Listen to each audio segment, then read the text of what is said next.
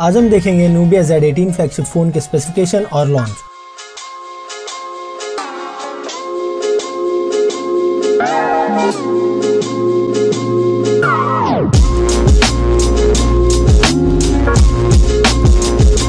Nubia Z18 में water drop display है।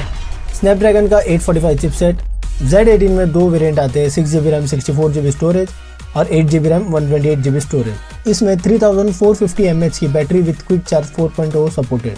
Front camera 8 megapixel का है विद f2.0 अपर्चर और 16+24 मेगापिक्सल का dual rare camera with f1.6 aperture, जिससे 960 fps slow motion video recording कर सकते हैं। पोर्ट्रेट मोड और एडवांस सीन रिकॉग्नाइजेशन है। ZTE Nubia Z18 के बेस वेरिएंट की प्राइस है 2799 युआन। हाई वेरिएंट की प्राइस है 3299 युआन और इसमें एक स्पेशल एडिशन भी आता है जिसकी प्राइस है 3599 युआन। Z18 में दो कलर अवेलेबल है, रेड और ब्लैक, और इसकी प्री बुकिंग चाइना में चालू हो चुकी है।